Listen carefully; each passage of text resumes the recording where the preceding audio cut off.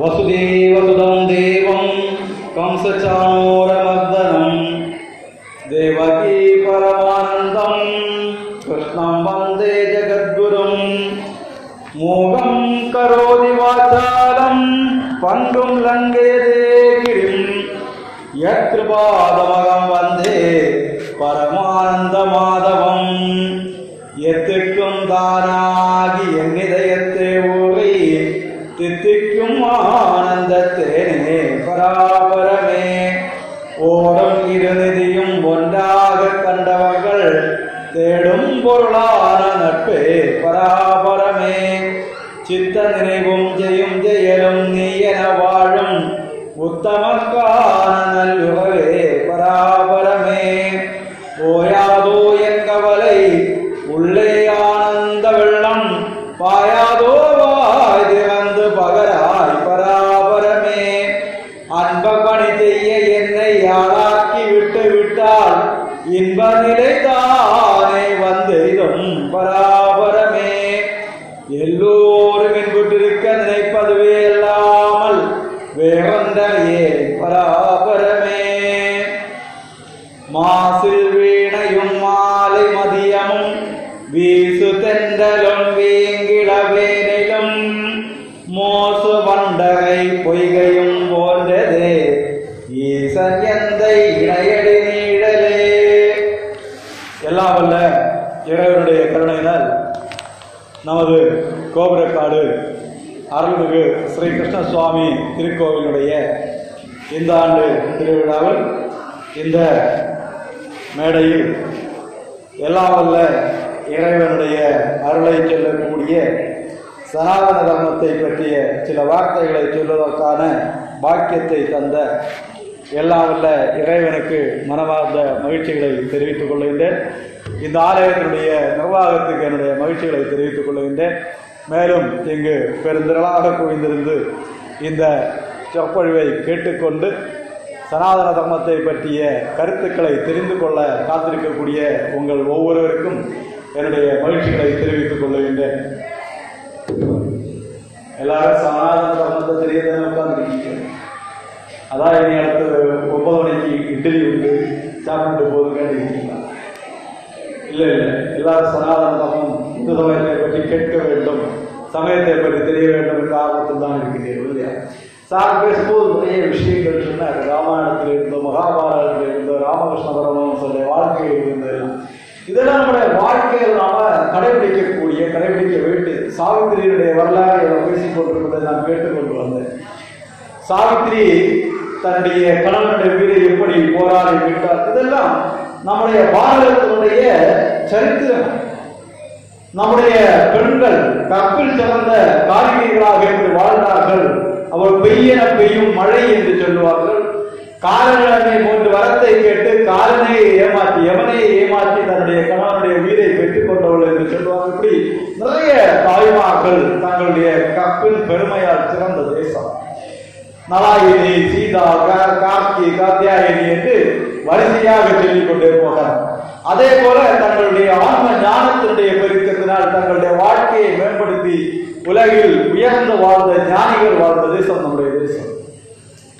எத்தனையோ ஆயிரக்கணக்கான ரிஷிகள், முனிவர்கள் பல ஆயிரக்கணக்கான வருடங்களாக வாழ்ந்த தேசம் நம்முடைய தேசம்.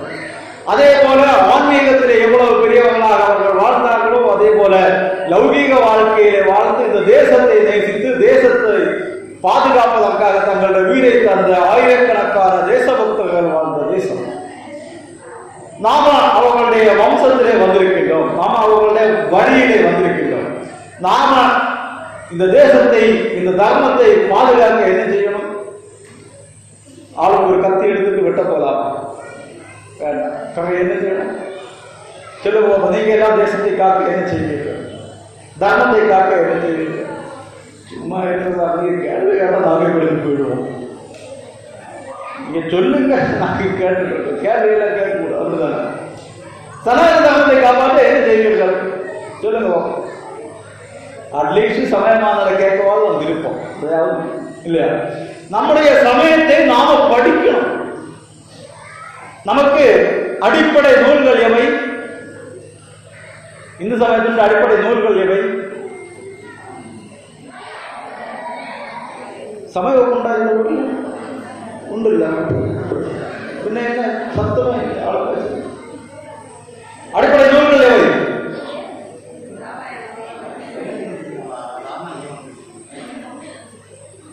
அடிப்படை நூல்கள்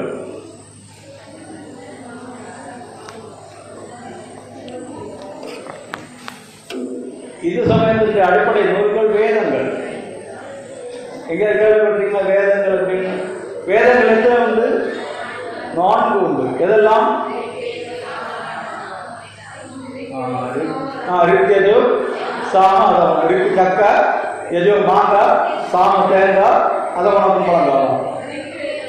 ரிக்வேதம், யஜுர்வேதம், சாம வேதம், அதவன வேதம்னு தான் சொல்லணும். வேதத்தை நம்ம விட்டு கொடுத்தோம், மற்றவங்க பக்கத்தில் எடுக்கிட்டு வேதக்காரன். வேதம் நம்முடைய இந்த உலகத்திலேயே 4 வேதங்களுக்கு சொந்தக்காரர்கள் நாம். ரிக்வேதம், யஜுர்வேதம், சாமவேதம், அதவன வேதம் என்று இந்த உலகத்தினுடைய ஆன்மீகத்தினுடைய அத்தனைக்கும் ஆணி வேறாக இருக்கக்கூடிய 4 வேதங்களுக்கு நம்முடைய பாரத நாடு சொந்தம். அது நம்முடைய பாரத நாட்டுக்கு சொந்தம். பாரத நாட்டுக்கு சொந்தம் என்றால் நமக்கு சொந்தம். இந்த 4 வேதங்களில் ரிக்வேதம் தான் இந்த உலகிலேயே முதலாக தோன்றிய ஒரு இலக்கியம். உலகிலேயே முதலாக தோன்றிய இலக்கியம் ரிக்வேதம். அந்த ரிக்வேதம் கவிதை நடையில் எழுதப்பட்டிருக்கின்றது. கவிதை நடையில் எழுத வேண்டும் என்று சொன்னால், கவிதை எழுத வேண்டும் என்று சொன்னால் அவ்வளவு பண்பட்ட மனம் உள்ளவர்கள் வாழ்ந்திருக்க வேண்டும். இன்னைக்கு 100 வருஷத்துக்கு முன்னாலேயா, 5 வருஷத்துக்கு முன்னாலேயா, 5000 வருஷத்துக்கு, பல லட்சம் வருடங்களுக்கு முன்னால் எழுதப்பட்டது ரிக்வேதம். அடுத்து சாமவேதம், அதவன வேதம், இந்த வரிசையாக இந்த வேதங்கள் எல்லாம் எழுதப்பட்டு அதையெல்லாம் தொகுத்து வேதவியாசம் நமக்கு தந்து, இந்த 4 வேதங்கள் எத்தனை பேர் வீட்டில் என்னுடைய இந்த 4 வேதங்களும் இருக்கின்றது? என் வீட்டில் இந்த 4 வேதங்கள் இருக்கு சார். இந்த 4 வேதங்களை நான் பார்த்திருக்கேன் சார்.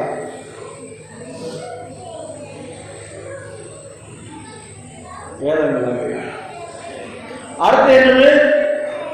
உபநிடதங்கள். உபநிடதங்கள் எத்தனை உண்டு? 2 பேர் எழுதி பார்க்கலாம். இவர் பெரிய கேள்வியை கேட்க பதில் கண்டுக்க முடியாது, எஸ்கேப் ஆகிட முடியாது. சமய பரிசு கொடுக்க, ஒழுங்கு பரிசு கொடுக்க கூடாது அவங்க 2 பேருக்கு. அடுத்து என்னது? உபநிடதம். உபநிடதங்கள் எத்தனை உண்டு?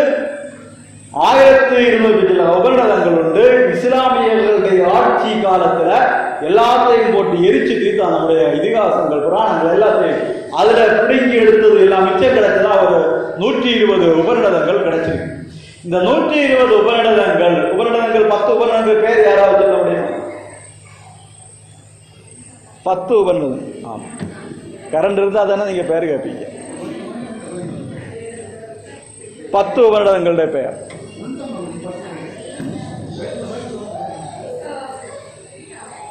ஈசாவாஸ்யம், கேனம், கடம், கடகம், கும்பம், மீனம். ஈசாவாஸ்யம், கேனம், கடம், முண்டம், பிரசனம், மாண்டூக்கியம், பிரகதாரண்யகம், ஐதரேயம், சாந்தோக்கியம், பிரகதாரண்யம். இப்படி 10 உபநிடதங்கள். ஓகே, இதுல எத்தனை உபநிடதங்கள் நம்ம வீட்டு? என் வீட்டில் ஒரு உபநிடதமாவது வச்சிருக்கேன். 118 உபநிடதங்கள் உள்ளதுல ஒரு உபநிடதம் நான் வாங்கி இருக்கின்றேன். சரி, அது இதிகாசங்கள் எத்தனை உண்டு? 2 உண்டு. எதெல்லாம்? ராமாயணம், மகாபாரதம். என் வீட்டில் ராமாயணம், மகாபாரதம் இருக்கு. உயர்நிலை முதுநிலை படிக்கிறீங்களா இருக்கும். செகண்ட் இவ்வளவு உத்துண்டு சித்வானந்த ராமாயணத்தை, மகாபாரதத்தை வாங்கி வச்சிருக்கீங்க. அது தேவை. பெரிய ராமாயணம், பெரிய மகாபாரதம், வால்மீகி ராமாயணம், வியாசபாரதம் வாங்கி வீட்டில் வச்சு படிக்கணும். தலையாணி கேட்கறாங்க. எத்தனை பேர் வாங்கிருக்கீங்க? ஓகே, அதே மாதிரி புராணங்கள் எத்தனை உண்டு?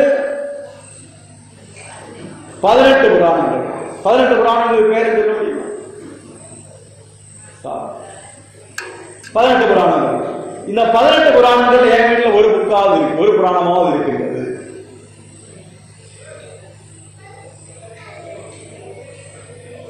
பன்னிரு திருமகைகள் யாரை பற்றி பாடக்கூடியது? சிவபெருமானை பாடக்கூடியது. 12 தேவாரம், திருவாசகம், நாராயண அந்த திருவாசகம், திருமந்திரம் அப்படின்னு 12 திருமகைகள். ஒரு புக்காவது என் வீட்டில் இருக்கு. தேவாரம் வச்சிருக்கேன் சார், இல்ல திருவாசகம் வச்சிருக்கேன் சார், இல்ல திருமந்திரம் வச்சிருக்கேன் சார். 4000 திவ்ய பிரபந்தம். 4000 திவ்ய பிரபந்தம் என்று சொன்னால் விஷ்ணுவை பாடக்கூடியது. 4000 திவ்ய பிரபந்தம் இல்லை. வேதங்கள் நம்ம கிட்ட இல்லை, பார்க்கவும் இல்லை. உபநிடதங்களும் பார்க்கல, தேவாரம் திருவாசகம் பார்க்கல, 4000 திவ்ய பிரபந்தம் பார்க்கல, 12 திருமுறைகள் பார்க்கல, 18 புராணங்கள் பார்க்கல, 18 உப புராணங்கள் பார்க்கல. சமயத்தில் படிக்கிறதுனால உயர்நிலை முன்னிலைக்காக வேண்டி குட்டி ஒன்று ராமாயண மகாபாரதம் மட்டும் பார்த்துருக்கோம். பகவத்கீதை எத்தனை பேர் வீட்டில் இருக்கு? பகவத்கீதை ஒரு வீட்லயும் இல்லையா? பகவத்கீதை நீ கை வைத்துதா தலை சொல்லியதா? கை வைத்து எப்படி? கை உயரலைன்னா வீட்டுல என்ன இருக்கு? நல்ல எண்ணெய் காட்சி இருக்கு, இடம் விளம்பர இடம்.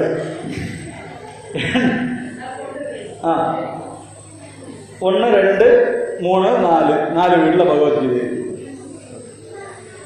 எத்தனை பேர் பைபிள் பார்த்துருக்கீங்க? உண்மை சொல்ல, பைபிள் எத்தனை பேர் பார்த்து? எல்லாரும். நீங்க எல்லாம் ஹிந்துக்கள் நான் நம்பணும் இல்லை. நீங்க எல்லாம் ஹிந்துக்கள்.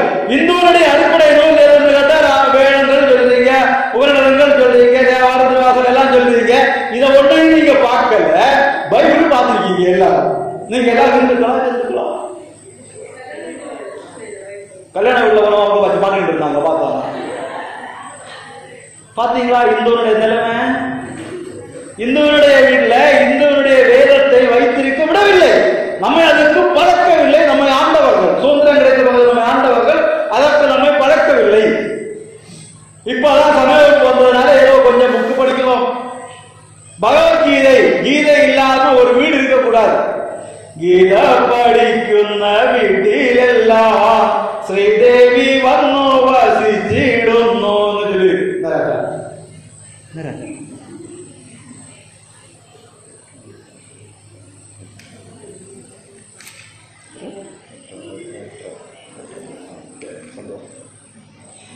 கீதை படிக்கக்கூடிய வீட்டுல எல்லாம் ஸ்ரீதேவி வந்து வசிப்பாள் சொல்லி இப்படி ஒரு இடத்துல சொன்னோம்னா ஒரு பிள்ளை எழுந்து அப்ப பின்ன அவளுக்கு எங்களுக்கே தின்ன இல்லை, அவளுக்கு யாரு தின்ன கொடுப்பா? யாருக்கு? ஸ்ரீதேவி வந்தா அவளுக்கு யாரு தின்ன கொடுப்பா? ஸ்ரீதேவி வந்தா தின்ன கொடுக்கணுமா? ஸ்ரீதேவி நம்ம வீட்டுக்கு வரணுமா வரண்டாமா? ஸ்ரீதேவி நம்ம வீட்டுக்கு வரணும்னா என்ன செய்யணும்? அந்த பிளக்ஸ் அடிக்கக்கூடிய கடையில் போய் ஒரு பிளக்ஸ் ஃபுல்லா ஸ்ரீதேவிக்கு படம் ஒரு பெரிய பிளக்ஸ் அடிச்சு Sridevi welcome to our home அப்படின்னு அம்புக்குள்ளையும் போட்டு கொண்டு நம்ம வீட்டுக்கு மேல விட்டு வச்சா ஸ்ரீதேவி வருவாங்க நம்ம வீட்டுக்கு. கீதை படிக்கணும். யார் வீட்டுல எல்லாம் கீதை பாட சொல்லக்கூடாதோ அங்கே ஸ்ரீதேவி வருவாள். ஏன்? கீதை சொன்னது யாரு? கண்ண பரமாத்மா. கண்ண பரமாத்மா சொன்ன கீதையை கேட்கக்கூடிய இடத்துல ஸ்ரீதேவி வருவாள். எங்கெல்லாம் நேரத்துல சந்தியா நேரத்தில் விளக்கேற்றி வைத்து இறைநாமம் சொல்லப்படுகின்றது, அந்த வீட்டுக்கெல்லாம் யார் வருவாள்? ஸ்ரீதேவி வருவாள். எத்தனை வீடு வீட்டில் விளக்கு இருக்கின்றது? விளக்கு, இந்த விளக்கு இல்லை, குத்து விளக்கு, திருவிளக்கு, நில விளக்கு எல்லா வீட்லையும் இருக்கு. உங்க வீட்டில் இல்லையா? 3 வீட்டில் இல்லையா? இவங்க வேலை கல்விக்கு பிள்ளை ஜாக்கணும், பிள்ளை எப்படி இருக்கு, அதனால கை வைக்க முடியாது. அப்போ எல்லா வீட்லையும் ஏன்? அது வழக்கு பூஜைக்கு வரணும் இல்லை மாசந்தோறும். அப்போ இல்லை ப்ரைஸ் விட்டோம், அட்டண்டன்ஸ் வருது, ப்ரைஸ் உண்டு இல்லை, அதனால நாங்கள் எல்லாம் வாங்கி வச்சுருக்கோம் சாங்களா. சரி, எல்லா வீட்லையும் விளக்கு. எத்தனை பேர் வீட்டில் டெய்லி சாயங்காலம் விளக்கேற்றக்கூடிய பழக்கம் உண்டு? போய் சொல்லக்கூடாது, தூங்கும் போது கண்ணு காணாது, சாமம் விட்டுருவாரு. எத்தனை பேர் வீட்டில் அந்த பழக்கம் இருக்கு? 1 2 3. என் மீதி உள்ள வீட்டில் எல்லாம் விளக்கேற்றக்கூடிய பழக்கம் இல்லை. ஏன் விளக்க வீட்டில் விளக்கு ஏற்றக்கூடாது அப்படி யாராவது சொல்லியிருக்காங்களா? சொல்லுவாங்க, நிறைய பேர் இப்படி எல்லாம் சொல்லுவாங்க. வீட்டில் விளக்கு கொளுத்தக்கூடாது, ஒரு நாள் கொளுத்தினா இன்னும் கொளுத்தணும் கட்டியா, அதனால கொளுத்தாத, இப்படி எல்லாம் சொல்லி நம்ம வீட்டில் விளங்காம ஆக்கிறதுக்கு வேண்டி நிறைய பேர் நடக்காங்க. அதை கேட்டுட்டு நாம என்ன செய்வோம்? அப்படி பண்ணக்கூடாது. வீட்டில் விளக்கு ஏற்ற வேண்டும். விளக்கு இல்லாத ஒரு வீடு இருக்கக்கூடாது. விளக்கு ஏற்றி வச்சு நாமம் சொல்லணும், சந்தியா நாமம் சொல்லணும். சந்தியா நாமம் எங்கெல்லாம் சொல்லுவீங்க? ஒரு வீட்டில் கேட்டோம், ஒரு வீடு இந்த வீட்டில் சொல்லுவாங்க. ஏன் கேட்டோம்? அந்த வீட்டில் உள்ள பிள்ளைக்கு பேர் சந்தியா, சந்தியா நாமம் சொல்லுவாங்க. அந்த சத்தியா நாமம் சொல்றது இல்லை. சாயங்கால நேரத்தில் விளக்கு எடுத்து வச்சு என்ன அப்படிதான் ஒரு ஊரில் சொன்னேன். எப்படி பாடுவீங்க? குளம் போல என்னை விட்டு கோலமுடன் எனக்கு எந்த கூடிய வீடு அப்படிதானே பாடுவீங்க. குளம் போல எண்ணெய் விட்டு கோலமுடன் ஏற்றி வைக்கணும்னு சொல்லி ஒரு சமயம் பேசிட்டு போனேன். அடுத்த நாள் சாயங்காலம் 6:30 மணி ஆனப்போ ஒரு போன் வருது. சார் நீங்க தானே நேற்றுக்கு எங்க வீட்டுல சமயமானவர் பேச வந்த சார்? ஆமா. என்ன மரியாதை வந்து என்ன வீட்டுல ஏற்றிட்டு போங்க, என்ன இந்த வெளியில இருக்கு அப்படின்னு. நானு இது என்னடா கடவுளை, நான் சமயமானவர் பேச போய் ஒரு பிள்ளை வெளியாக்கி விட்டுருக்காங்களா, அதை என்னடா பிரச்சனை அப்படின்னு சொல்லி அடிச்சு பிடிச்சி ஓடி அங்க வந்து அங்க போனா என்ன பிரச்சனைன்னு கேட்டாச்சுன்னா, அவங்க வீட்டுல விளக்கு கொடுத்தான். சாயங்காலம் விளக்குற எண்ணெய் கொடுத்தா, அவங்க வீட்டுல உள்ள விளக்கு கொஞ்சம் பெரிய விளக்கு பாருங்க, அவ எண்ணெய் எடுத்து அங்க ஊத்தியாச்சு.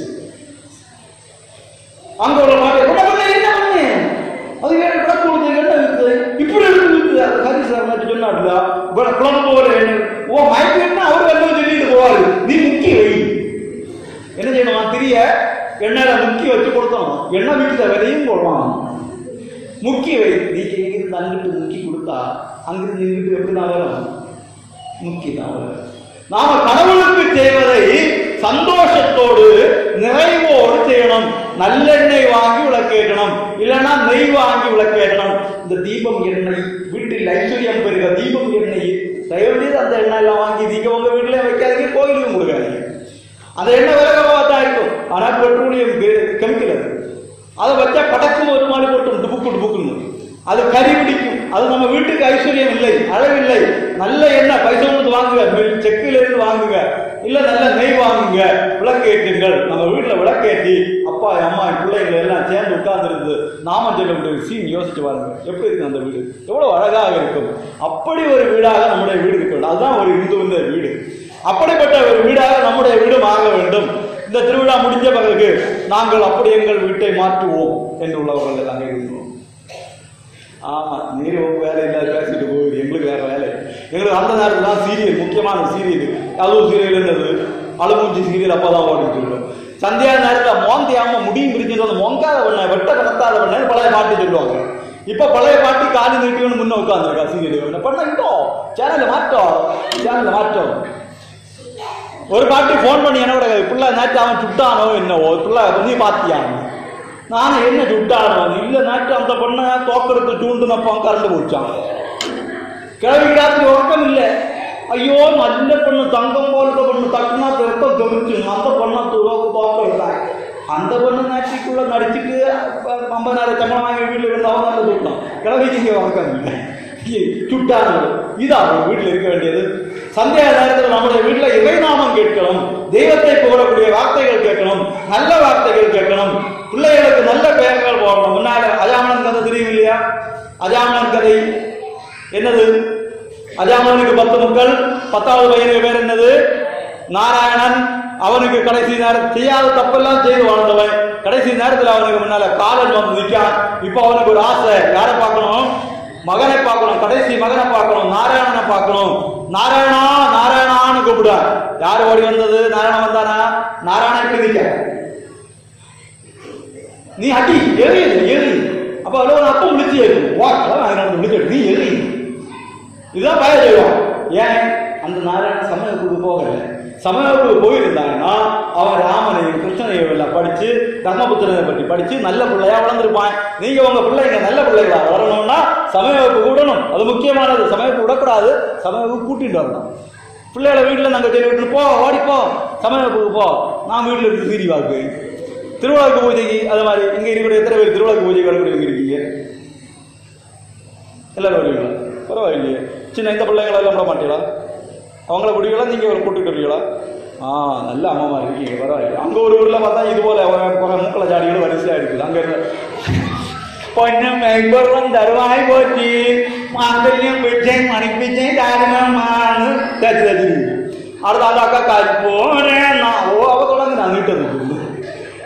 இப்படி கொச்சு பிள்ளைகளை கொண்டு அங்க விட்டுட்டு அம்மா மறு வீட்டுல இருக்குது, அக்கா மறு வீட்டுல இருக்கு சீரியல் பார்க்குது.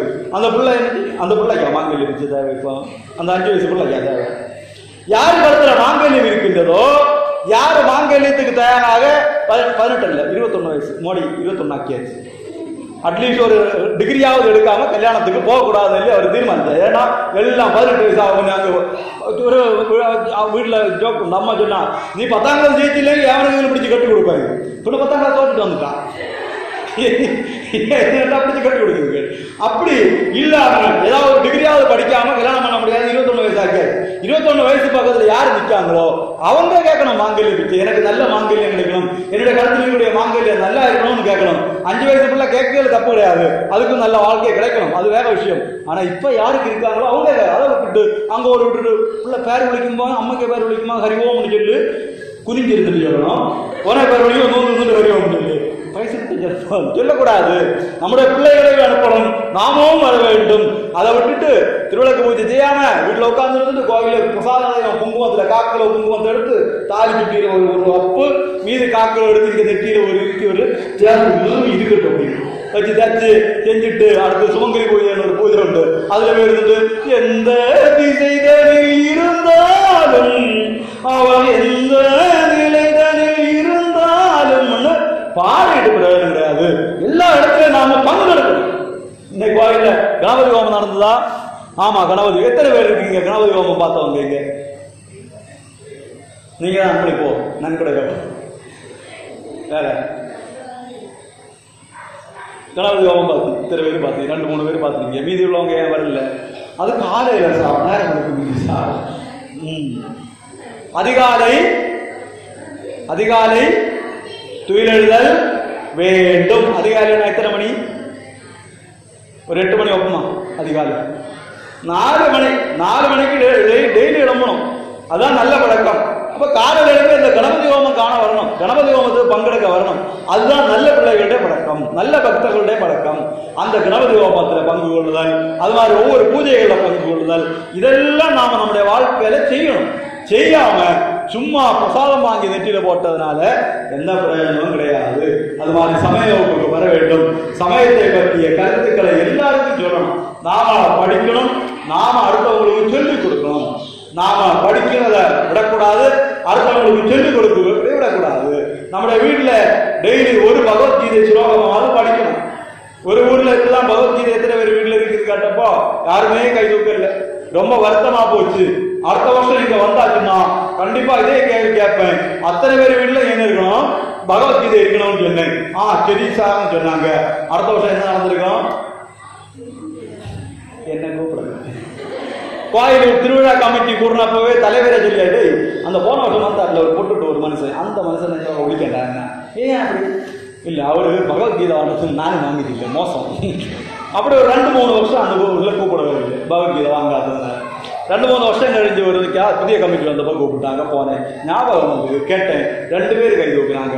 பரவாயில்லையே, 2-3 வருஷத்துக்கு முன்னால சொன்னதுக்கு மதிச்சு 2 பேர் வாங்கியிருக்கீங்களே, எப்பெல்லாம் எடுப்பீங்கன்னு. ஒரு ஆள் சொல்லுவாரு, ரேஷன் வாங்க எடுப்பேன் சார். என்னடா அது பகவத்கீதைக்கு ரேஷன் கார்டுக்கு என்னடா தொடர்பு? அப்படி பார்த்தா பெரிய பகவத்கீதை வாங்கி வச்சிருக்காங்க. இந்த ரேஷன் கார்டு அதுக்குள்ள வச்சிருக்காங்க. ரேஷன் வாங்க போகிறதுக்கு ஒரு எடுப்பாரு. இவரெல்லாம் அனுபவத்தில் வேணுமா? இப்படிப்பட்ட ஆட்கள் அனுபவத்தில் வேணுமா? நீங்களும் அதே மாதிரிதான். பகவத்கீதையே இல்லை வீட்டுல. அதுவும் யாருங்க கோயில், யாருங்க ஊர்ல இருக்கீங்க? கிருஷ்ணனுடைய ஊர்ல இருக்கீங்க. கிருஷ்ணனுடைய ஊர்ல இருந்து கொண்டு பகவத்கீதை வீட்டுல இல்லாம இருக்கீங்கன்னா வெக்க கேடு. அதனால அடுத்த வருஷம் நான் இங்க வந்தாச்சுன்னா உங்களுக்கு வழி தெரியுமே, நீங்க தான் சொல்லி தந்துட்டீங்களே நீங்க நினைக்கீங்க. அடுத்த வருஷம் நான் இங்க வந்தாச்சுன்னா இதே கேள்வி கேட்பேன். அத்தனை பேர் வீட்டுல பகவத்கீதை இருக்கணும், எல்லா வீட்லயும் சந்தியாதானம் சொல்லணும். அதுக்கு தமாசுக்காக சொல்றது கிடையாது. நம்முடைய வீட்டுல சந்தியா நேரத்தில் 6 மணில இருந்து 7 மணி வரை வேற எந்த சத்தமும் இவ்வளோ டிவியெல்லாம் ஆஃப் பண்ணி வச்சுட்டு எல்லாரும் சேர்ந்திருந்த ஒரு வாழ்க்கை வாழ்ந்து பாருங்க. எவ்வளவு அற்புதமான ஒரு வாழ்க்கை அது. அந்த நேரத்துல இருந்த அந்த ஒற்றுமை, அந்த சந்தோஷம் அந்த குடும்பத்தை நல்லா வைக்கும். நம்முடைய பிள்ளைகள் எல்லாம் இங்க இருக்கக்கூடிய எல்லாம் கரெக்டா IAS IPS. இப்ப நம்ம சமயபுர ஒரு வித்யாஜோதி இன்னைக்கு இப்போ IPS வாங்கியாச்சு. முதல் வித்யாஜோதி IPS. அந்த ஒரு பெருமை நமக்கு இருக்கு. இதே மாதிரி நம்முடைய பிள்ளைகள் எல்லாம் IPS IAS ஆகணும். அப்படிப்பட்ட ஒரு எதிர்கால பிள்ளைகள் கிடைக்கணும்னா படிக்கணும். படிக்கணும்னா கடவுள் அருள் வேண்டும். கடவுள் அருள் வேண்டும்னா நம்ம வீட்டுல கடவுளை வணங்க வேண்டும். பிள்ளைகளுக்கு சின்ன வயசுல இருந்து கடவுளை வணங்க சொல்லிக் கொடுக்க வேண்டும். சும்மா சமயப்புக்கு வர்றது, போட்டியில பங்கெடுக்கிறது மட்டுமல்ல, சமய அறிவு வாழ்க்கையில சேரணும், அவங்க உள்ளார சேரணும். அப்படிப்பட்ட ஒரு வாழ்க்கை வாழக்கூடிய இந்துக்கள் வாழக்கூடிய ஊராக இந்த வாழ வேண்டும். மற்றவர் வந்து அப்போவே சொல்லிட்டு போயிட்டாரு, 8:30 மணி ஆகும் நிறுத்தணும் அப்படி சொல்லி. அதனால நாம ஒவ்வொருத்தரும் நம்முடைய வாழ்க்கையை நல்ல இந்துக்களாக வாழ முடிவெடுக்க வேண்டும். நல்ல இந்துக்கள்னா எல்லாரும் வேதங்கள் வாங்கி வீட்டில் வச்சிருக்கணும், அட்லீஸ்ட் வாங்கியாவது வச்சிருக்கணும், பகவத்கீதை வாங்கி வச்சு படிக்கணும், ராமாயணம் மகாபாரதம் எல்லாம் நம்ம வீட்டில் இருக்கணும். உபநடனங்கள் ஒரு உபநடனமாக நம்ம வாங்க, நம்முடைய சமய சார்ந்த நம்முடைய சமய புத்தகத்தை நாம வாங்காம வேற யாரும் வாங்க மாட்டாங்க என்பதை நம்ம மனசுல வச்சுக்கணும். நம்முடைய வீட்டில் அதெல்லாம் இருக்கணும். ஒரு ஷெல்ஃப் வச்சிருக்கணும். எப்போவாது நேரம் கிடைக்கும் போதாவது எடுத்து வச்சு படிக்கணும். அதே போல நாம் பிள்ளைகளுக்கு பேர் போடும்போது நல்ல பெயர் போட வேண்டும். இதை நாம முதல்ல தானே இல்லை நாராயணன் சொன்னதுனா என்னாச்சு, அவன் செஞ்ச எல்லா பாவமும் போய் கடவுள் கூட்டிட்டு போயிட்டாரு, வைகுண்ட லோகத்துக்கு போயிட்டான். அதே மாதிரி ஒரு ஊர்ல போனேன், ஒரு பிரார்த்தனைக்காக வேண்டி நான் வீட்டுக்குள்ள போன போது ஒரு பட்டி ஓடி வருது. உடனே அந்த வீட்டில் உள்ள அம்மா சொன்னாங்க, பபி ஓடி வந்து சிவி ஓடி வந்து இந்த பப்பியை உள்ள கொண்டு போகணும். நான் பார்க்கேன், வந்தது சிபி, குறைச்சிட்டு வந்தது பபி, ரெண்டு பேரும் அக்கா தங்கச்சியா இருக்குங்க. பேரை பார்த்தீங்களா? இந்த அம்மா லாஸ்ட்ல கிடந்துட்டு காலம் வந்து நிற்கிற நேரத்தில் சிபி சிபின்னு கூப்பிட்டா யார் வருவான்? யார் வருவா? மற்றவங்க நாராயணா கூப்பிட்டாச்சுன்னா விஷ்ணு அவள் வந்தாங்க இல்லையா? இதே மாதிரி நாமும் நம்முடைய பிள்ளைகளுக்கு நல்ல தெய்வீகமான பெயர்களை போட வேண்டும். பெயர் போடுறது மட்டுமல்ல, அந்த தெய்வீகமான வாழ்க்கை வாழ நம்முடைய பிள்ளைகளுக்கு பழக்கப்படுத்திக் கொள்ள வேண்டும் என்று கேட்டுக்கொண்டு முதல்ல நான் ஒரு பாட்டு பாடணும். மாசில் வீணையும் மாலை மதியமும் வீசு தென்றலும் வீங்கில வேலிலும் மூசு வண்டகை பொய்கையும் போன்றதே ஈசன் எந்தை இணையடி நிகழே. மாசு இல்லாத வீணையிலிருந்து எழும்பக்கூடிய நாதம் எவ்வளவு இனிமையாக இருக்குமோ, மாலை நேரத்தினுடைய சூரியனுடைய அந்த வெளிச்சம் எவ்வளவு சுகமாக இருக்குமோ, வீசக்கூடிய தென்றல் காற்று நமக்கு எவ்வளவு இனிமையாக இருக்குமோ, வீங்கில வேலில் அதுபோல அதிகாலை வெயிலும் சாயங்காலம் வெயிலும் நமக்கு எவ்வளவு சுகம் தருமோ, அதே போல சுகம் தரக்கூடியது மூசு வண்டகை பொய்கை. பொய்கைன்னா என்னது? குளம். குளத்துல வண்டு மொய்க்கணும்னா அங்க என்ன நிற்கணும்? என்ன பூ நிற்கணும்? தாமரை பூ குளத்துல மலர்ந்து நிற்க வேண்டும். நம்முடைய குளங்களில் தாமரை பூக்கள் நிறைய மலர செய்து இறைவன் அருள் கிடைக்க செய்வோம். நம்முடைய தேசம் பாதுகாப்பாக இருப்பதற்காக நம்முடைய குளங்களிலே நாம் தாமரை பூக்களை நிறைய வளர்த்துவோம் என்று கேட்டு, ஓம் அங்கிங்கனாதபடி எங்கும் நிறைந்த எல்லாம் வல்ல எல்லா வகை நிறைவனே, கருவிட்ட நாள் முதல் காத்து உண்ண உணவும் மருந்த நீரும் சுவாசிக்க காற்றும் உலாவ பூமியும் காண சூரிய சந்திர ஒளியும் எண்ண மனமும் ஏற்றி போற்ற வாயும் கூப்பித்தோட கரங்களும் வணங்க சென்னியும் தந்து அனைவருக்கும் பேரர் புரியுது. இந்த ஊர்ல 10ஆம் வகுப்பு 12ஆம் வகுப்பு 12ஆம் வகுப்பு போன்ற பெரும் தேர்வுகள் எழுதியிருக்கக்கூடிய பிள்ளைகள் இருக்கலாம். அதே போல மற்ற படிப்புகளை படிக்கக்கூடிய பிள்ளைகள் இருக்கலாம். கல்லூரிகளில் படிக்கக்கூடிய பிள்ளைகள் இருக்கலாம். அவர்களுடைய படிப்பு அவர்களுடைய தேர்வுகள் நல்ல விதத்திலே அமைந்து அவர்களுக்கு நல்ல எதிர்காலம் அமையவும், தங்களுடைய பிள்ளைகளுடைய படிப்பு வேலை திருமணம் போன்ற நல்ல விஷயங்களுக்காக காத்து கொண்டிருக்கிற பெற்றோர்கள் இருக்கலாம். அவர்களுடைய ஆசை அந்தந்த நேரத்தில் நிறைவேறவும், இந்த ஊரில் கடன் தொல்லையால் கஷ்டப்படக்கூடியவர்கள் இருக்கலாம், நோய் வந்து துன்பப்படக்கூடியவர்கள் இருக்கலாம். அவர்களுக்கு அவர்களுடைய கஷ்டங்கள் நீங்கி சுகம் கிடைக்கவும், இந்த ஊரில் நல்ல பணக்காரர்களாக வசதியாக வாழக்கூடியவர்கள் இருக்கலாம். அவர்களுக்கு ஏழைகளுக்கு உதவ வேண்டும் என்கின்ற எண்ணம் வந்து ஒரு நல்ல செயல்களை ஏழைகளுக்காக செய்யக்கூடிய எண்ணம் வரவும், இந்த கோவிலில் பூஜை செய்யக்கூடிய பூஜாரி அவருக்கு துணை செய்யக்கூடியவர்கள் அவர்களுடைய குடும்பத்தினர் அத்தனை பேருக்கும் எல்லாம் வல்ல இறைவன் அருள் கிடைக்கட்டும். இந்த ஆலயத்தை நிர்வகிக்கக்கூடிய நிர்வாகம், அதனுடைய தலைவர், பொருளாளர், செயலாளர் என்று ஒவ்வொரு பணிகளில் இருக்கக்கூடியவர்கள் மற்றும் உறுப்பினர்களாக இருந்த இந்த கோவில் திருவிழாவுக்காக ஓடி ஓடி உழைப்பவர்கள், ₹1 இந்த கோயிலுக்காக நன்கொடை பெற்று தந்தவர்கள், ₹1 இந்த கோயிலுக்காக நன்கொடை தந்தவர்கள் அனைவருக்கும் அவர்களுடைய குடும்பத்தினருக்கும் எல்லாம் வல்ல இறைவன் அருள் என்று கிடைக்கட்டும். இந்த திருவிழாவுக்காக உழைத்தவர்கள், இந்த ஷெட்டு போட்டவர்கள், மைக் செட்டு கட்டியவர்கள், இந்த எலக்ட்ரிசிட்டி லைட் போட்டவர்கள் என்று எல்லாருக்கும் அவர்களுடைய குடும்பத்தினருக்கும் எல்லாம் வல்ல இறைவன் அருள் என்று கிடைக்கட்டும். இந்த தேசத்தை ஆட்சி செய்யக்கூடிய பிரதமர், அவருடைய துணை அமைச்சர்கள் எல்லாம் நன்கு செயல்பட்டு நம்முடைய தேசத்தை உலகின் குருவாக மாற்ற, பரிபூர்ணமான இந்து சாம்ராஜ்யமாக மாற்ற நல்ல சக்தி அவர்களுக்கு கிடைக்கட்டும். எல்லாம் வல்ல இறைவன் இதற்கெல்லாம் அருள் புரிய வேண்டும் என்று வேண்டி என்னுடைய பிரார்த்தனையை எல்லாம் வல்ல இறைவனுடைய பாதங்களில் வைத்து அனைவரும் நன்றாக மகிழ்ச்சியாக சந்தோஷமாக வாழ்க என்று இறைவனை வேண்டி வாழ்த்தி இத்தனை நேரம் என்னை செய்வதற்கு மனமார்ந்த மகிழ்ச்சிகளை தெரிவித்துக் கொண்டு என்னுடைய வார்த்தைகளை இன்று இங்கு நிறைவு செய்கின்றேன். ஜெய் ஹிந்த், வந்தே மாதரம், பாரத் மாதா கி ஜெய்.